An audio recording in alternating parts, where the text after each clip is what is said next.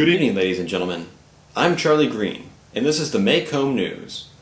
This program is brought to you in part by the Finch Law Firm. We represent the innocent. And by Mrs. DeBose's Goodwill. She really loved us. The news this evening is the start of a new school year. Children everywhere will be waking up early and rushing out the door. This year, Maycomb County School will be implementing a new curriculum called the Dewey Decimal System. We now go to our academic advisor, Caroline Fisher, for an in-depth look into how it really works.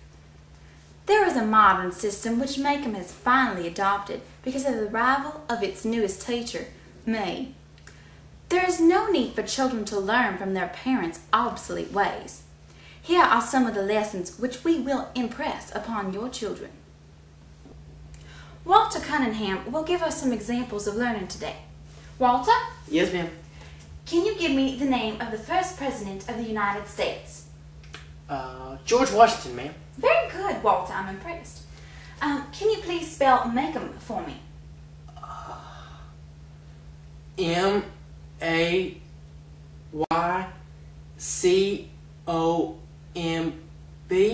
Yes, Walter.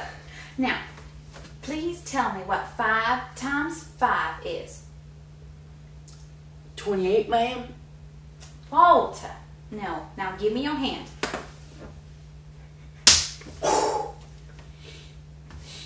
This concludes our lesson for the evening. Thank you, Mr. Green. We've all heard about him. He haunts the streets at night. He frightens our children. Is he a spirit or a ghost? Nobody really knows. That's right, folks. We're talking about the mystery man of Maycomb, known as Boo Radley. Nobody's seen him in 15 years, but we know he's still there. And it's a good thing they have him locked up, too. He's crazy. Today, we're going to investigate the truth behind this enigmatic character. Thank you, Charles. We are here at the Radley home at the end of Blue Jay Lane. As you can see, this dilapidated home has not been well maintained. The overgrown lawn and the boarded up windows are a clear indication of some domestic violence, perhaps involving scissors. Yes, clear indications of a scissor conflict. Based on what you see, is there any chance that anyone still lives inside? There are no signs of human life form in the area. The thermal scanner has turned up cold all day. We've waited for 6 hours, but no one has come or gone. However, we have seen some paranormal activity in the proximity of the Radley house. Lights flickering on and off, shutters fluttering open, and abnormally high wind speeds. I have reason to believe that ghosts are responsible for these strange happenings. What are you youngins doing in my lawn? Get back to school, you whippersnappers. And you, what are you doing here? Get that camera out of here. Thank you, you brave soul. In other news, it's going to be a good idea to stay inside this Christmas. Unless you are Boo Radley, you should know that temperatures are falling fast. Just how cold is it going to be? For the answer, we go to our chief meteorologist, Jacob Hale.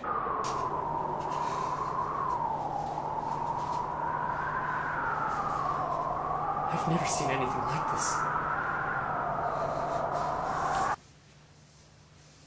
Oh, back to me.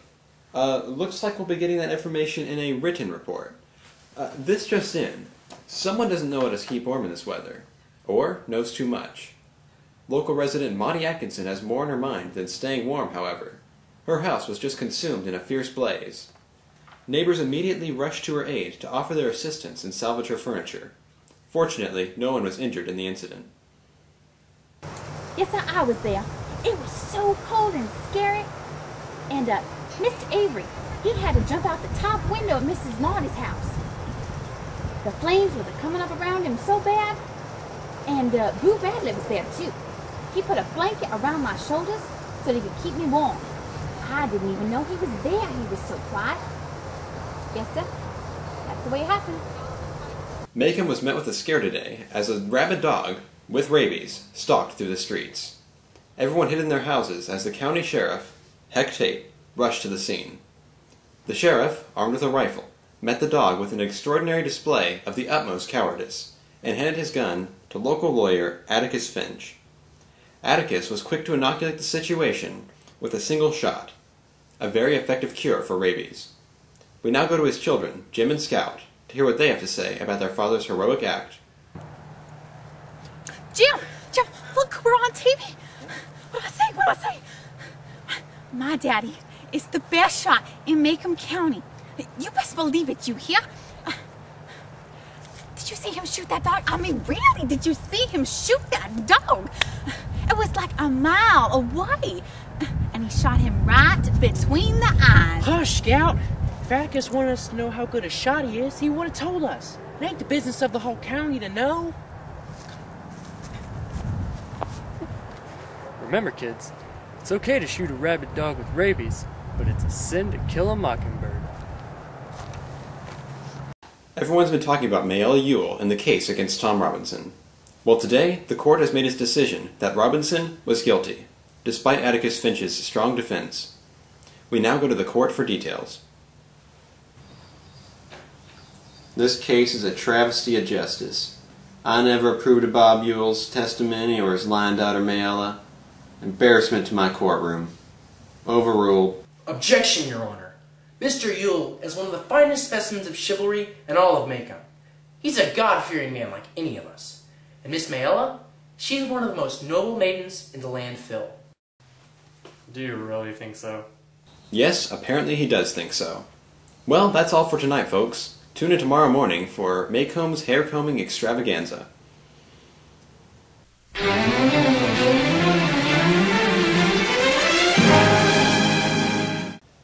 Breaking news. Local resident Bob Ewell has reportedly attacked 2 children.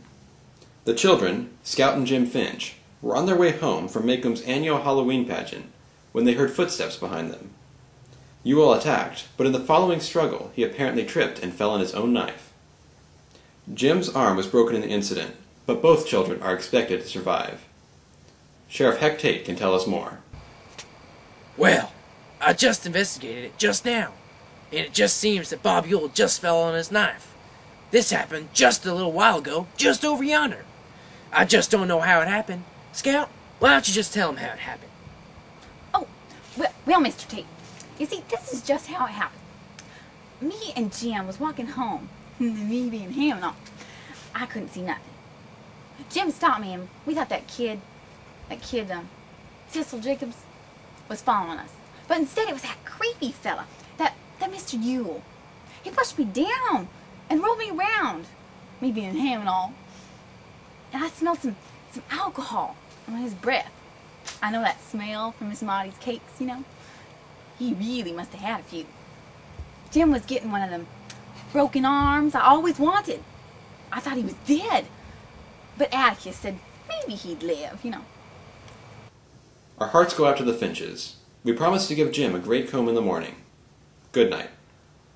Mockingbird, mockingbird, mockingbird. The lover looked out to see what he'd heard. The Lord put the voice in the mockingbird. A song was born. He liked what he heard. The song was sung by the mockingbird, singing Lord, hear me. Well, the Lord looked down and he blessed the bird. He gave it the power to sing his word, to sing about the joy of this heavenly land, when under the good and right shall stand. Well, his voice did rumble, his voice did rock, the earth was shaken by the mighty shock, singing, wow, wow, oh, sing, little mockingbird, sing your song. Well, he sang and sang, his voice was heard, his tune was carried by every bird to the ends of the earth. This morning rang out, so when the fire burns, you want to shout. That's how the song